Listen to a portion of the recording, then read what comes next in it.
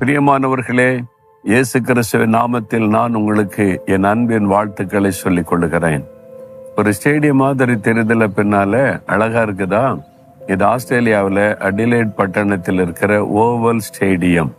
இங்கதான் பெரிய கிரிக்கெட் விளையாட்டெல்லாம் நடைபெறும். உலகம் முழுதும் இருந்து அந்த மாதிரி டோர்னமெண்ட்டுக்கு, இந்த கிரிக்கெட் விளையாட்டிற்கு பல டீம்கள் வந்து விளையாடுகிற இடம். ஆனா இதை சுற்றிலும் ரொம்ப அழகா அமைச்சிருக்கிறாங்க. பார்த்தீங்களா, எங்க பார்த்தாலும் பச்சை பசேன்னு புல்வெளிகள், மரங்கள், ரொம்ப அழகாக இந்த பட்டணமே ஒரு அழகாக இருக்கிறது. ஆண்டவருடைய சிருஷ்டிப்பும் அவருடைய ஆசீர்வாதமும் பெரிதா இருக்கிறதை பார்க்க முடிகிறது. சரி, இந்த நாள்ல ஆண்டவர் எனக்கு என்ன வார்த்தை சொல்லுகிறார்? இந்த மாதத்தின் கடைசி நாள்ல வந்துட்டோம்ல, இந்த வருஷத்தை இப்பதான் ஆரம்பிச்ச மாதிரி இருந்துச்சு, ஒரு மாசம் முடிந்து விட்டாரு.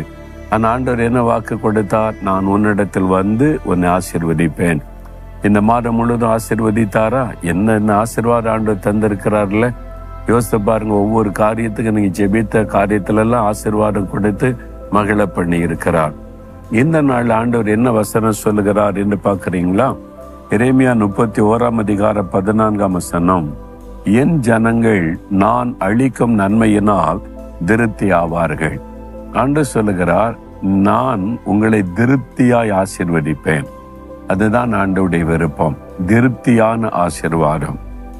எனக்கு ஒரு சகோதரரை தெரியும். அவர் சொன்னார், நான் ஒரு ஹாஸ்டல்ல தங்கி படித்து கொண்டிருந்தேன். அது அனாதைகள், இந்த மாதிரி ஆர்ஃபன்களை வச்சு பராமரிக்கிற ஒரு ஹாஸ்டல் அது. அந்த நாள்ல நான் சின்ன பையனா ஸ்கூல்ல படிக்கிற காலத்துல சாப்பாடு கொடுப்பாங்க. ஒரு ஆளுக்கு ஒரு 3 இட்லி தான் தருவாங்க.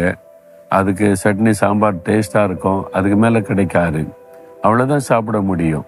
இன்னும் 2 இட்லி தரமாட்டாங்களான்னு பார்ப்போம், கிடைக்காது.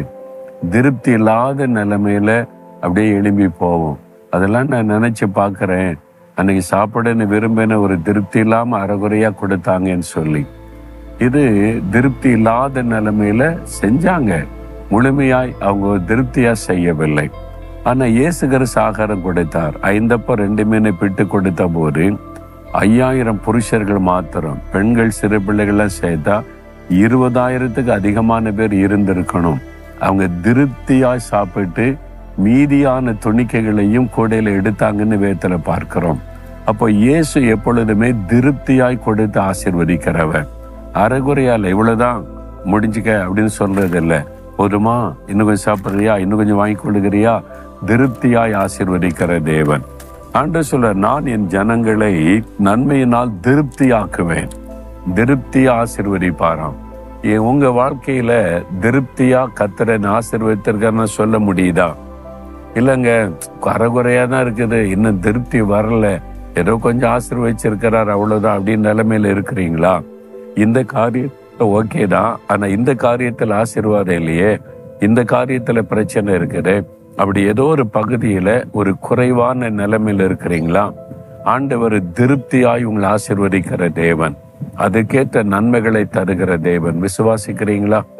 நமக்காக அதுக்குதான் சிலுவையில தன்னையே பலியாய் கொடுத்து நம்மை ஆசீர்வதிப்பதற்காக தன்னை அர்ப்பணித்து கொண்டவர். அப்ப முதலாவது நீங்க விசுவாசிக்கணும், அரைகுறையாக அல்ல, இயேசு என்னை பூரணமாய் திருப்தியாய் ஆசீர்வதிப்பார்.